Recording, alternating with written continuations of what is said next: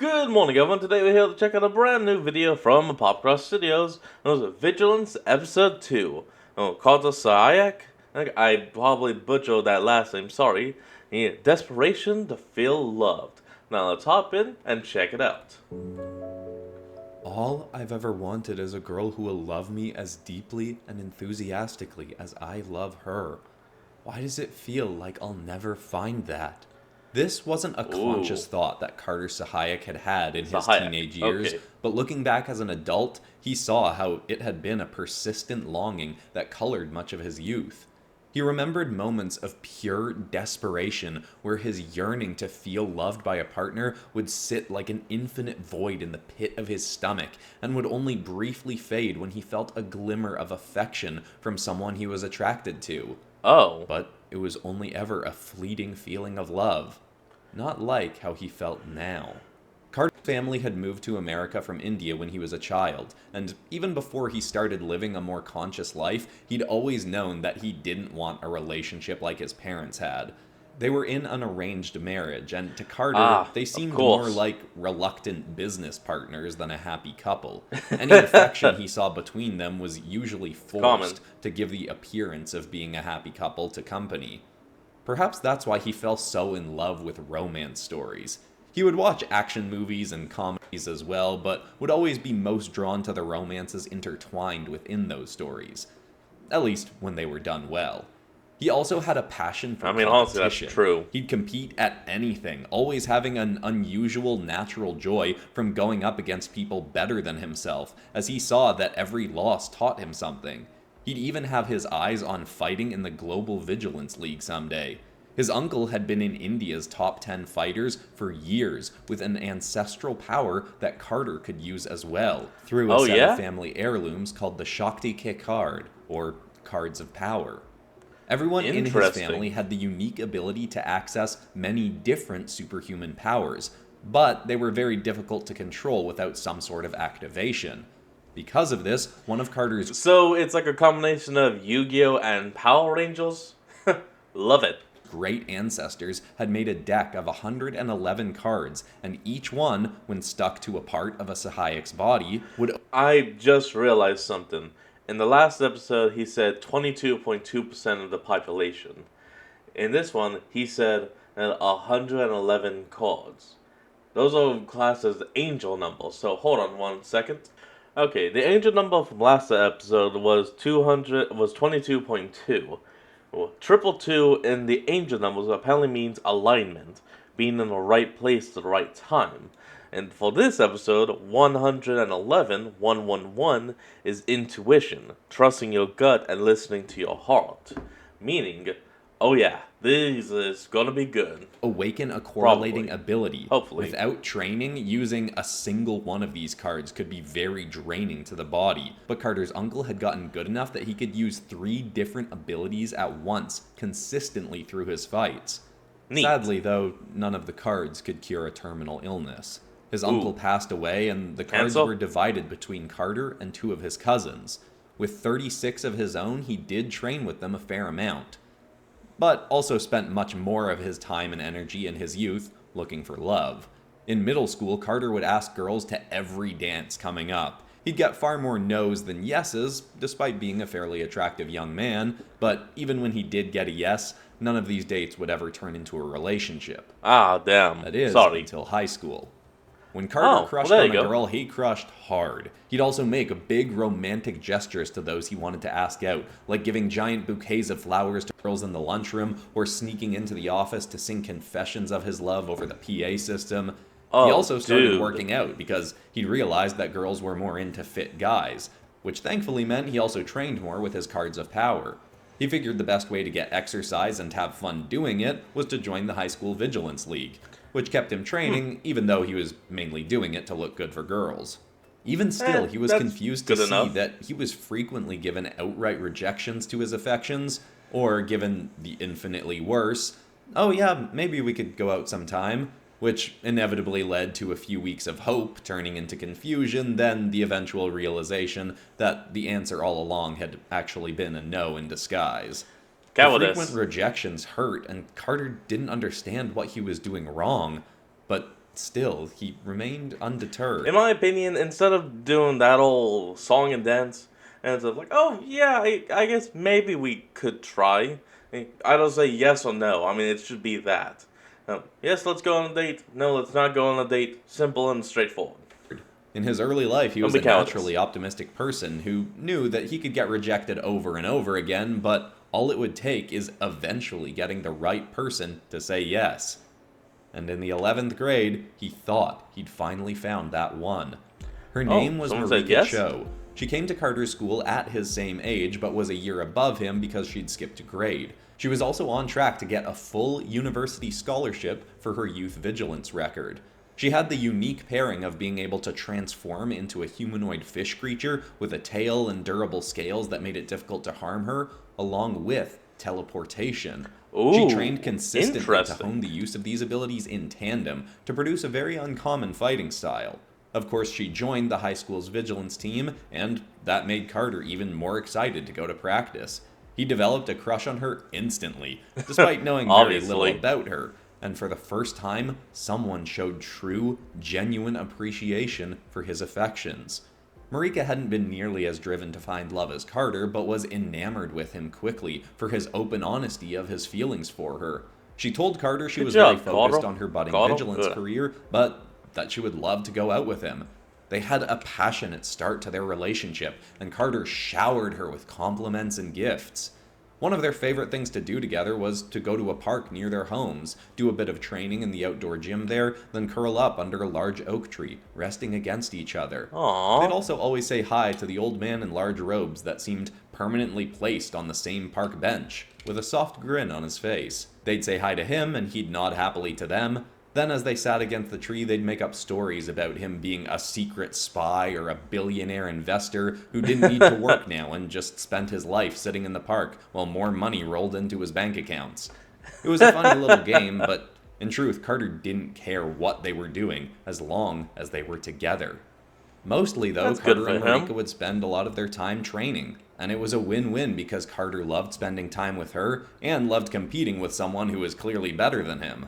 Carter's skills were not to be dismissed, but Marika was much more focused on the training than he was. Marika also did extra training sessions outside of school, but would still make an effort to spend time with Carter. At least for the first few months. Uh-oh. Slowly, Carter started to feel like Marika was paying less and less attention to him. When they were together, she acted pretty similar to how she had before, but she was canceling their plans more and more often and saying fewer affectionate things to him. Oh He no. tried to ignore this and just went on being his usual loving self. Eventually, though, she got her acceptance to the prestigious Unitalia University, which meant she'd be moving to the island country of Unitalia. Carter was desperate for her to ask him to go with her. He hadn't been accepted to the program himself, but he didn't care. As long as he was with her, he'd move there and get a job doing whatever. Oh, But Karter, she wasn't I'm asking sorry. him to go. Carter instinctively started acting more and more affectionate, giving her more gifts and sending tons of complimentary texts out of the blue You're doing when they too weren't much. together. He'd occasionally get some affection back, and that would hold him over for a few hours, but eventually a sense of fear and dread would sink back in. He knew something I'm must so be sorry. wrong, but was too scared to ask what, and eventually just started getting angry that she wasn't being as loving towards him as he wanted. When he was alone, he'd vent to himself about how he was so kind and giving and deserved more from her, but then when they were in person, he wouldn't say anything about it. It would be too easy to ignore as he'd just soak in the time with her. Eventually, though, he found that his usual optimistic demeanor had faded, and he'd wake up every day feeling more drained of energy than when he'd gone to sleep. He started going on frequent walks. Weirdly enough, I listened to a few Reddit stories almost kind of parallel to this. Well, one person is pining after a significant other, or anything, showing them love, affection, and all that, and the other person just pulls away and eventually just stops doing it, leading to, well, emotional burnout. Walks well alone to try and clear his head and not think about Marika's lessening affections to him. One day in particular, he'd be out with a substantial scowl on his face, going through the park that he often went to with Marika. He passed by the old man in the robes, but didn't even take notice. Until he was on the way home and passed again. Just as he stepped by, a voice said, "Would you like to talk about it?" He stopped and looked back at the man, who was softly smiling, looking at him curiously. Karter looked him up and down and asked, Are you a mind reader or something? The man replied, He's something. "One does not need to be a mind reader to see that yours is diseased." Karter paused for a moment, alarmed this by the old fact guy. that this man could even speak, as he'd never heard it before, but something in him compelled him to sit and unload all his concerns he was having to this total stranger. The man seemed to be very compassionately and intently listening to everything Karter said, and it felt amazing to just spill out everything he'd experienced and was thinking. He ended with where things were now. He was being more affectionate than ever, and Marika was still acting distant. When Karter finally finished, the man nodded and slowly said, "It seems as though you are a very kind and loving young man who genuinely wants what's best for yourself and the young lady." Hearing that made Karter feel good, but only until the man continued. "With that said, you should no longer try to manipulate her into doing what you want." Karter furiously stood up and exclaimed, "I'm not trying to manipulate her, I would never do that." But the man chuckled quietly and said, "Did you not say that you've started being more affectionate to her in the hopes that she would start doing the same back?" Karter replied, "That's not being manipulative, I'm just showing her how much I care about her." Technically speaking, it is both a manipulation and not manipulation. And it's, actually, it's kind of emotional manipulation. Yeah, that word's a little difficult if you say it too fast. And subconscious.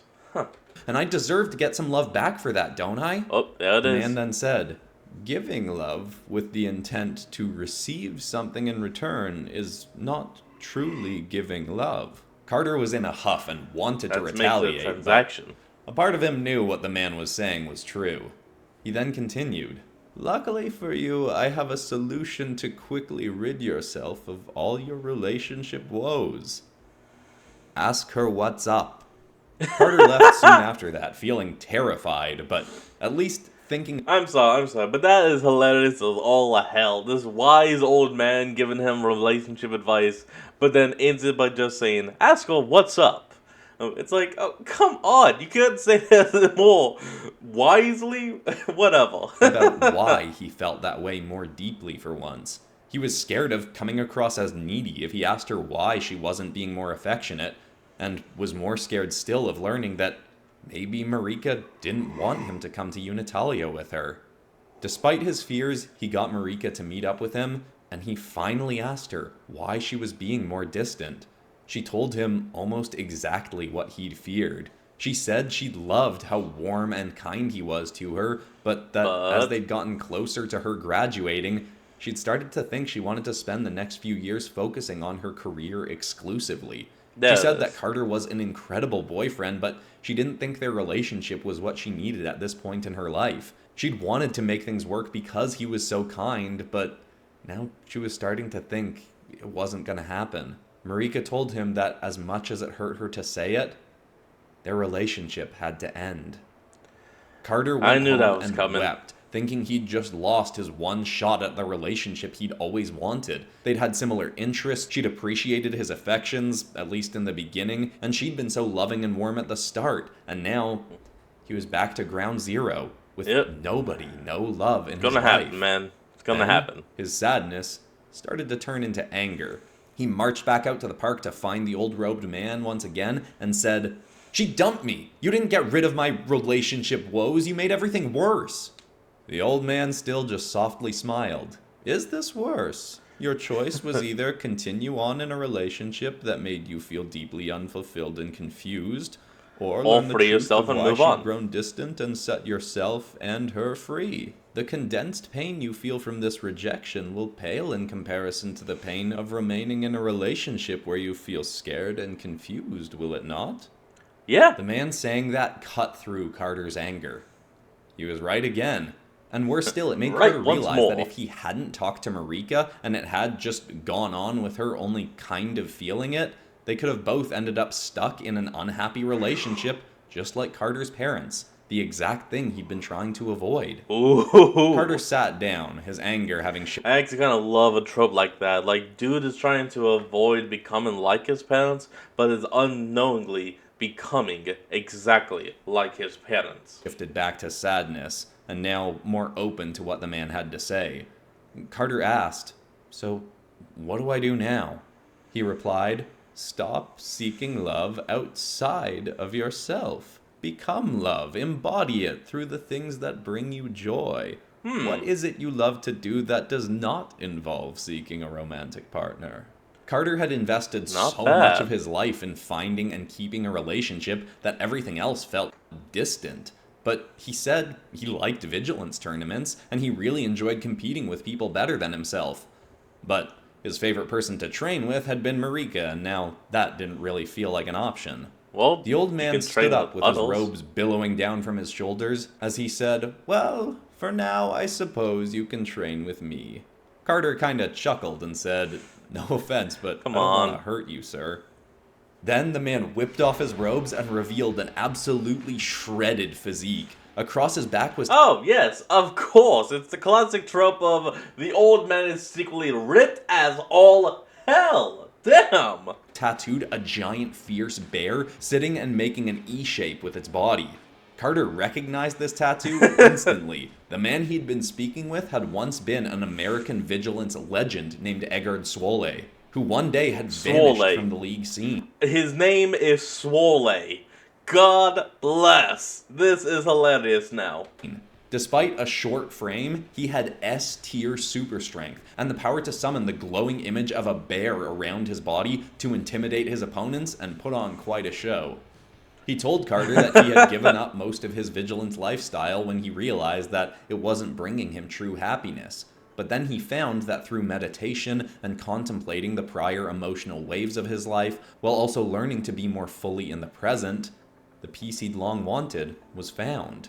He also said that he trained in that park As a between teacher? 2 a.m. and 4 a.m. to let out his pent-up physical energy. The boy had just never come around at the right time to see it. After that, Karter started training with Eggard physically, while also soaking in all the life lessons the incredibly wise man had to teach. Karter started to learn from introspection, encouraged Here by comes his the new thought. teacher, that all the time he'd been seeking love, he'd actually been seeking someone to satisfy his need for affection, and that underlying desperation had kept him from finding a genuine partner, someone he could learn and grow with without needing the other person to complete him. Karter True trained with the love. man through the end A of high connection. school. He even encouraged Eggard to write some books with his experiences and life lessons.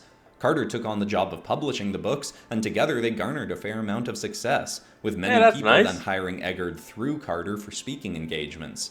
Karter became Swolle's assistant, and it turned into a very lucrative career. Congrats. All the while, Karter continued his training and started fighting in some lower Vigilance tournaments, though he was struggling to break into the American League. Karter even watched from a distance as Marika went on to win the Unitalia Invitational, a fairly prestigious tournament. Oh, and nice. He'd feel nothing but happiness for her.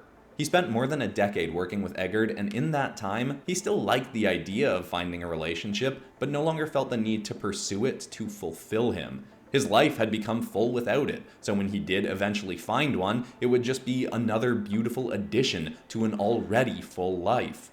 Truly Eventually, though, a wonderful. new call would come to him, something that resonated deeply in his soul. He heard an interview on TV in which a nationally ranked American fighter named Freya Sparks had angrily said, "I'll be happy when I'm the global Vigilance champion." And The words boom. had echoed in Karter's Connection. mind, as if it was himself as a kid feeling like he'd only feel fulfilled once he had a girlfriend. He heard that same line said by Freya in Vigilance News over and over again, and after Sparks won the Global League Champions, he saw later interviews with her and could tell that she still wasn't happy. On a complete whim, Karter told Eggard that he needed to take some time off and move to Freya's home city. It felt reckless Just for the and chance more than a to bit bump creepy, in. but something in him said that he needed to be for her what Eggard had been for him. A mentor that helps you see that love and happiness are not something that you can find outside yourself, but something you have to develop from within. And that's exactly what happened in the previous episode. Technically, I guess you could watch these three in either order, because they're all pretty much just episode 1, just 3 parts. I hope you enjoyed the second episode of Vigilants, and if you haven't seen it yet, there's a full episode on Freya Sparks where Karter shows up to start helping her. That'll be linked on the screen here, along with an episode on a guy named Augie Knight. Alright everyone, that's going to be the end of today's video, and I hope you all enjoyed this. Remember to like, comment, and subscribe for more. Link to the original will be in the description below, and I'll see all of you next time when we flick back on. Till then, this is Fox, signing out. Peace.